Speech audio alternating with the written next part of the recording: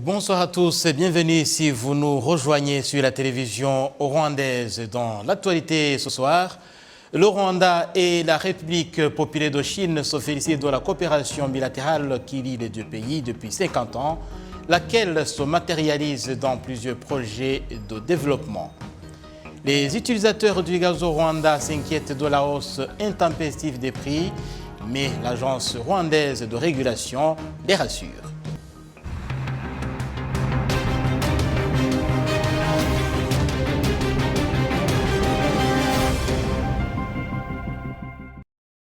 Et vous faites bien de suivre ce journal de la télévision rwandaise avec à la présentation Jean Damascène Manishimwe. Pour commencer, la santé, l'éducation, l'agriculture, la technologie ou encore les infrastructures, autant de domaines de coopération bilatérale de 50 ans aujourd'hui entre le Rwanda et la République populaire de Chine, des relations qui font la fierté des deux pays. Amandine Nikumasabo nous en dit plus.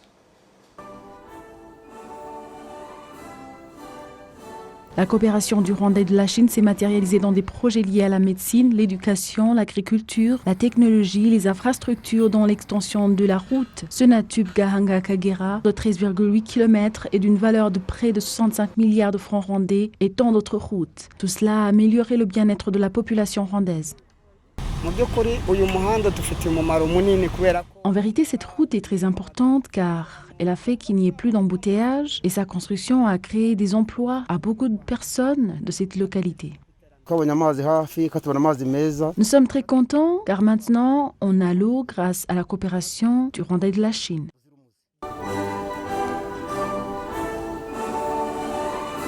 Lors de la célébration du 50e anniversaire des bonnes relations de la Chine et du Rwanda, le ministre des Affaires étrangères et de la coopération internationale, le Dr Vincent Biluta, a apprécié diverses réalisations et projets qui ont été à la base du développement des Rwandais dans plusieurs domaines. ICT, mining, air transport. La technologie, les minéraux, l'aviation, l'éducation, la compétence, la santé, le commerce, le tourisme et l'agriculture, ainsi que la sécurité durable, tout ça fait partie des domaines que notre coopération avec la Chine a couverts. Nous sommes en bonne relation de coopération depuis novembre 1971, mais spécialement, nous, après le génocide perpétré contre les Tutsis en 1994, on a beaucoup collaboré pour améliorer le bien-être de la population et le développement de la politique. La Chine est classée parmi les premiers pays qui investissent au Rwanda et qui créent des milliers d'emplois. L'ambassadeur de la Chine au Rwanda a souligné que la coopération bilatérale entre les deux pays est appréciable dans plusieurs domaines. Our economic and trade cooperation has got closer. La coopération dans le commerce est quelque chose qu'on a de commun. La Chine apprécie beaucoup le partenariat avec le Rwanda dans le domaine du commerce qui se matérialise dans de grands projets. Give strong impetus to Rwanda's economic and social development. À la fin de 2020, les investissements de la Chine au Rwanda s'évaluaient à 191 millions de dollars américains. Et pour parler davantage de ces relations sino-africaines, nous sommes rejoints par Alexis Nizeimana. Alexis, bonsoir. Bonsoir. Alexis, merci d'être avec nous. Vous êtes analyste des relations internationales et justement, la Chine, depuis un certain temps, entretient des relations avec le continent africain et renforce sa coopération avec le continent africain. Et d'après vous, qu'est-ce qui justifie ce nouveau positionnement de la Chine? Merci. La Chine a longtemps observé et analysé des relations que les pays africains ont eues avec l'Occident et a pu identifier les failles. Ces relations avec l'Occident qui étaient basées sur les aides conditionnées, sur la supériorité de l'Occident et l'infériorité de l'Afrique, basées sur des anciens dispositifs de maîtres et d'esclaves.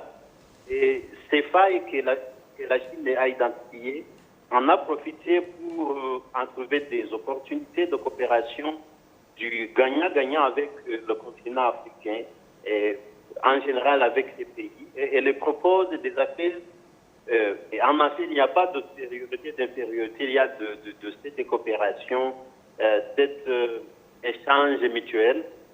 C'est ce que la Chine a profité des relations qui n'allaient pas bien avec l'Occident et en a profité pour, je dirais, bâtir des relations solides avec les pays africains. Oui, Alexis, depuis les années 50 et même avant, le continent africain entretenait des relations avec le monde occidental, surtout les anciens colonisateurs.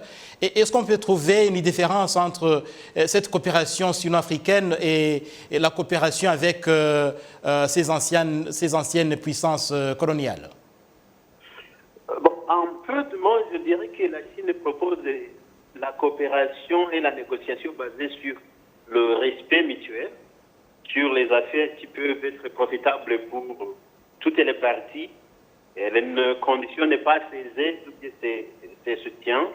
Elle ne s'immisce pas dans les politiques internes des pays, mais plutôt elle négocie des affaires pour en tirer du profit, mais aussi pour, je dirais, développer ou bien soutenir le développement des pays avec lesquels elle fait les affaires ou bien elle fait la coopération. Je dirais que elle vient comme un égal et pas comme un supérieur. C'est ce qui la diffère avec l'Occident. Oui, et alors pour terminer, comment alors l'Afrique doit se positionner vis-à-vis de tous ses partenaires qui s'intéressent de plus en plus à ce continent?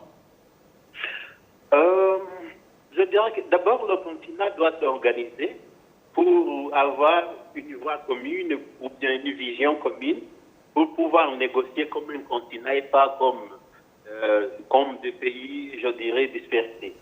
Ensuite, le continent doit considérer tous ses partenaires comme des égaux, sans privilégier tel ou tel. Parce qu'aujourd'hui, si le continent est en bonne relation avec la Chine, demain, ça peut changer et le continent ne doit pas perdre, je dirais, son parcours de développement. Enfin, le continent africain doit privilégier le commerce entre ces pays propres, c'est-à-dire l'échange entre les pays africains, le libre-échange, la suppression je dirais, des frontières avec la suppression des visas pour entrer pour un Africain dans un autre pays africain, et aussi développer ses propres industries et mettre la valeur ajoutée à ses ressources. Parce que l'exportation des matières premières brutes, vraiment, ça n'avantage pas le continent. Et je dirais que le développement de l'industrie, de technologie sur le continent, ça attirerait les investisseurs étrangers et la négociation serait, je dirais, à égal. Ça ne va pas être comme les maîtres qui négocient avec les subalternes. Oui, Alexis, merci beaucoup pour cet éclairage. Merci à vous. Alexis Nizeyimana, il est analyste des relations internationales. De la diplomatie à la santé, les spécialistes dans le traitement du diabète conseillent à tous une alimentation équilibrée pour éviter des conséquences fâcheuses liées à cette maladie, comme nous le dit Patrick Nilidani. Cette jeune fille fréquente une école primaire en secteur Dumba du district de Gassabo. Elle est atteinte du diabète. Sa mère, Akuzimana Francine, indique que sur 6 enfants, 2 sont atteints du diabète.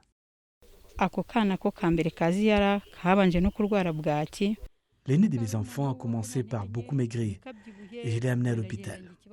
Il avait tellement maigri qu'on aurait pensé qu'il souffrait de malnutrition. Après consultation et examen à l'hôpital de Kibagabaga, le médecin m'a dit que mon enfant avait le diabète et qu'il devait recevoir régulièrement des injections. Une année plus tard, j'ai eu un autre enfant, lui aussi est diabétique.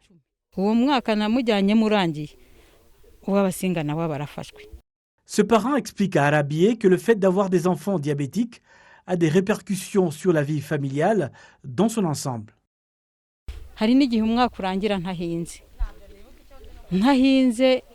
Des fois, Je finis l'année sans avoir pu cultiver mon champ, car ils sont souvent malades. Je suis obligé de tout abandonner pour les faire soigner. Au centre de santé, je suis rapidement transféré avec mes enfants à l'hôpital. Une fois à l'hôpital, on leur prescrit une alimentation que je suis incapable de leur fournir, car je suis trop pauvre. On me demande de leur donner une alimentation sans sucre et je suis dans l'incapacité de l'obtenir. Le diabète est une maladie chronique qui survient lorsque le corps ne parvient pas à produire assez d'insuline, diabète de type 1, ou à utiliser efficacement cette hormone, diabète de type 2. Le corps utilise l'insuline pour métaboliser le sucre et contrôler la glycémie. Le sucre, c'est-à-dire le glucose, est une source importante d'énergie pour les cellules des tissus, des muscles, du cœur et du cerveau. Si le corps ne parvient pas à convertir le sucre en énergie, le taux de glucose dans le sang sera trop élevé, ce qui peut endommager les organes et les vaisseaux sanguins. Uwingabire Étienne, un mobilisateur de la cause des diabétiques et président de l'Association des diabétiques du Rwanda, a expliqué qu'une alimentation non équilibrée peut être la source du développement du diabète. Ils n'ont pas bénéficié d'une alimentation équilibrée. Cette alimentation équilibrée permet au corps de développer de l'insuline. Certains pensent que le diabète est une maladie des riches et que la personne qui en souffre mange trop. Même les personnes à faible revenu souffrent aussi de diabète. Les personnes qui reçoivent des injections et qui n'arrivent pas à trouver de quoi se nourrir courent aussi un danger. Et même certaines personnes qui mangent n'importe comment peuvent aussi voir leur taux de sucre monter dangereusement dans le sang. L'alimentation reste un facteur important pour réguler cette maladie.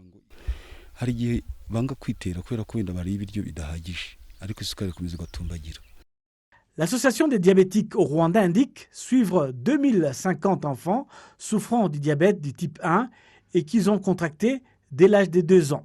Ces enfants sont suivis de jour au jour. Les centres biomédicaux du Rwanda indiquent que selon les recherches, 3% de la population rwandaise souffre du diabète. Dr Nyosenga Simon-Pierre, en charge du traitement du diabète à Arabissi, pense même que ce chiffre est sous-évalué, car de nombreuses personnes vivent avec le diabète sans le savoir, avec toutes les conséquences possibles. Il appelle donc toute la population à se faire dépister au moins une fois par an pour éviter à gérer plus tard une maladie dans un stade trop avancé. Une attention particulière pour les personnes les plus à même de développer le diabète. Par exemple, si vous avez des antécédents dans votre famille, si vous souffrez de cette maladie, encouragez les membres de votre famille à subir un test de dépistage. Habituellement, les symptômes de diabète du type 1 apparaissent soudainement et s'aggravent rapidement. Les symptômes du diabète du type 2 évoluent le plus lentement possible, alors que certaines personnes n'en présentent aucun. Les signes et les symptômes associés au diabète sont les suivants: une soif inhabituelle, une envie fréquente d'uriner, une variation du poids, gain ou perte, une fatigue extrême ou un manque d'énergie, une vision trouble, des infections fréquentes ou récurrentes, des coupures qui guérissent lentement, des fourmillements et engourdissements dans les mains ou les pieds, une difficulté à obtenir ou à maintenir une érection. Alors que les prix du gaz ne cessent de grimper au Rwanda, suscitant tant d'inquiétudes chez les utilisateurs, l'Agence rwandaise de régulation indique avoir initié les négociations avec les autorités concernées pour trouver une issue à ce problème. Faisons le point avec Kassim Youssouf. Depuis maintenant 2 mois, le prix du gaz dont on se sert pour la cuisson ne cesse d'augmenter et ses utilisateurs indiquent que cette situation leur entraîne des conséquences puisque l'argent ainsi dépensé pourrait les aider à résoudre d'autres problèmes. Ils souhaitent que les organes habilités fassent quelque chose. En ce moment, le prix du gaz connaît une hausse excessive, mais nos moyens restent stables. Par exemple, quelqu'un qui touche 30 000 francs par mois et que le prix du gaz monte, comment pourrait-il faire la cuisson au moment où l'on invite les gens à abandonner l'usage du charbon de bois? Il nous est difficile de faire face au prix des denrées alimentaires et il s'ajoute maintenant celui du gaz. Le gouvernement devrait faire quelque chose pour que le prix baisse.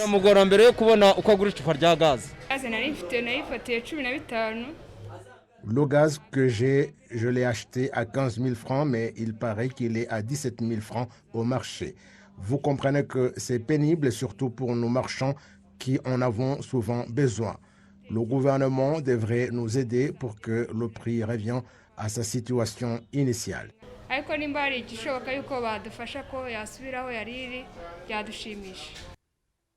Les fournisseurs de gaz, aussi bien les importateurs que les détaillants un peu partout dans le pays, admettent que la hausse du prix est préoccupante et souhaitent que les organes habilités fassent quelque chose en pensant surtout à mettre en place un important réservoir de gaz.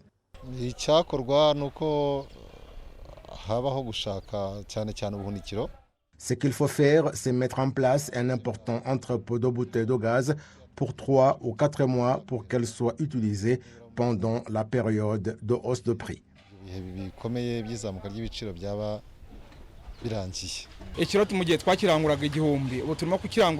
Il y a 2 mois, le prix chez les grossistes était à 1 000 francs le kilo et il est maintenant à 1 333.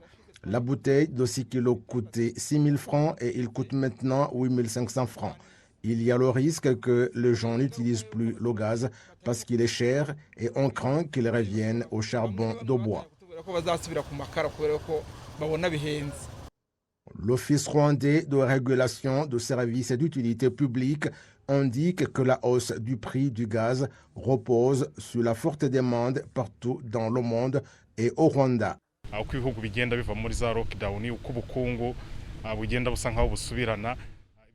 Plus les pays sont déconfinés, plus l'économie se rétablit et plus la demande des produits dérivés du pétrole et du gaz augmente davantage.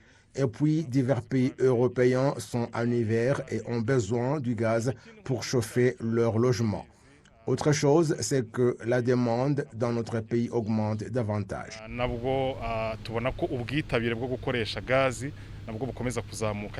Le directeur général de cet office d'ajouter qu'au Rwanda, des pourparlers avec les organes concernés sont en cours et qu'on envisage de construire un entrepôt de bouteilles à gaz pour pallier durablement à ce problème.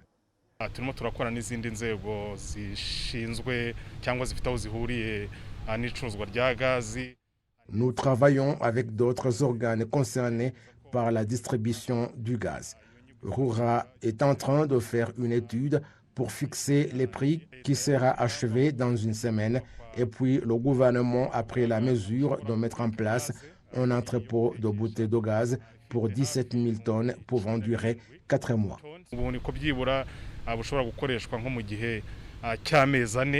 La consommation mensuelle de gaz au Rwanda est de 4 000 tonnes, mais faute d'avoir un entrepôt suffisant, lorsqu'une hausse de prix survient, le commerce de ce secteur est déstabilisé. Le nouvel auditeur général des finances de l'État, Alexis Kamuhire, a officiellement pris ses fonctions ce lundi. Il déclare qu'il veillera à l'utilisation judicieuse des fonds publics dans l'intérêt général de la population. Faisons le point avec Patrick Nyiridandi. En octobre dernier, Alexis Muhire a été nommé auditeur général en remplacement d'Obédian Biraro au poste depuis 10 ans.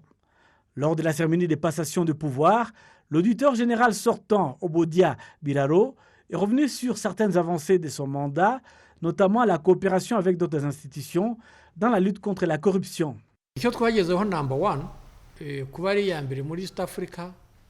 Notre première réalisation que notre pays a pris la première place dans la communauté est-africaine en matière de lutte contre la corruption.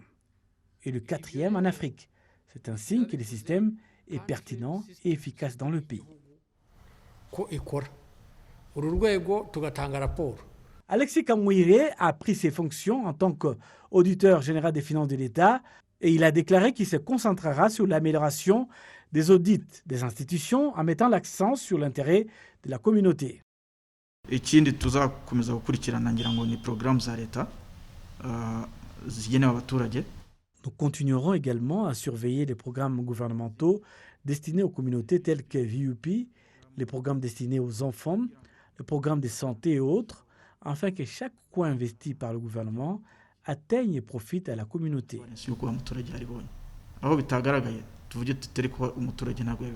L'Office de l'auditeur général des finances de l'État est opérationnel depuis 23 ans dans le pays et au fil des ans, l'agence a augmenté le nombre d'institutions qu'elle audite. Au cours de ces derniers exercices 2019-2020, le bureau a audité l'utilisation du budget de l'État à un niveau de 87%. De Kigali, passons à l'est du Rwanda. Certains établissements scolaires dans le district de Nyagatare, c'est à l'est du pays, déplorent l'insuffisance des enseignants, ce qui entrave la qualité de l'éducation dans cette localité, comme nous le dit Kassim Youssouf.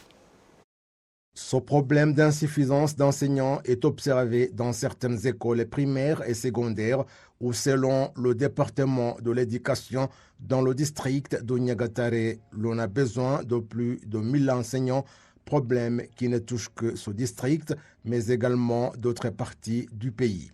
À titre indicatif, au groupe scolaire de Ryabega, dans le secteur de Nyagatare, il y a des cours qui, jusqu'à présent, ne sont pas dispensés, faute d'enseignants, parce qu'ils ont besoin de 6. Cette situation préoccupe les élèves de cette école.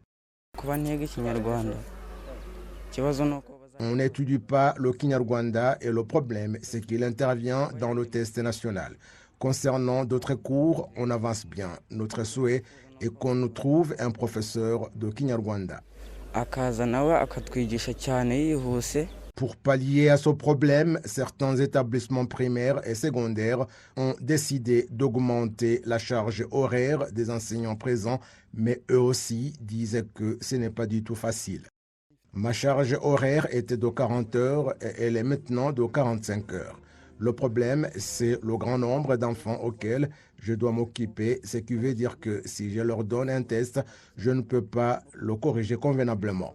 Nous souhaitons que REB puisse nous envoyer des enseignants comme il l'avait promis à la direction.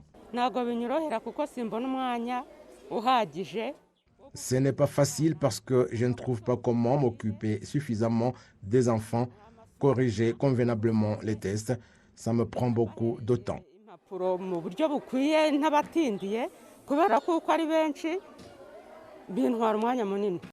Lors de sa visite dans le district de Nyagatare, le secrétaire d'État en charge de l'enseignement primaire et secondaire, Twagirayezu Gaspard, a dit que l'effectif des enseignants dont on a besoin dans tout le pays est maintenant disponible et que ce qui reste, c'est leur placement.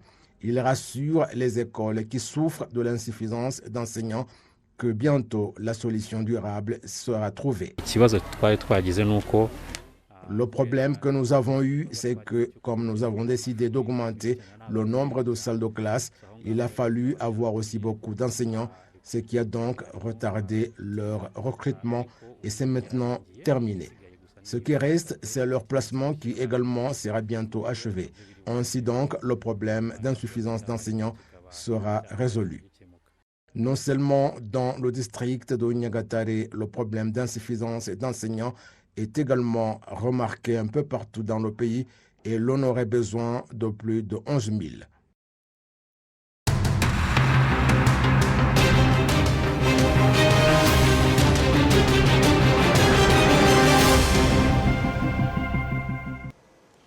Un mot de sport pour clôturer la page nationale. Les Amavubi du Rwanda ou encore les Guêpes du Rwanda, entendez par là l'équipe nationale de football, poursuivent les préparatifs à 2 confrontations successives qui mettent fin aux éliminatoires au mondial de l'an prochain. L'équipe nationale doit affronter les Aigles du Mali au stade régional de Nyamirambo dans la ville de Kigali ce jeudi 11 novembre courant, avant de s'envoler pour Nairobi afin de se mesurer au Harambee Stars du Kenya dans une rencontre prévue le 15 novembre courant. Ce lundi, les joueurs évoluant hors du Rwanda ont foulé le sort rwandais joignant ainsi leurs coéquipiers, et c'est le cas notamment du défenseur Thierry Manzi, de Jean-Philippe Lutabairo, et de Twizere Clément Bourraquier et de Raphaël York.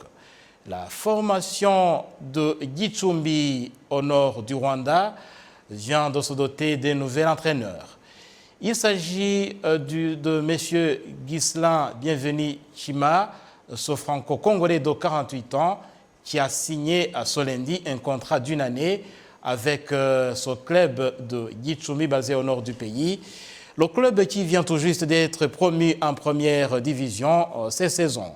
Après 2 journées, Gicumbi FC compte seulement 3 points.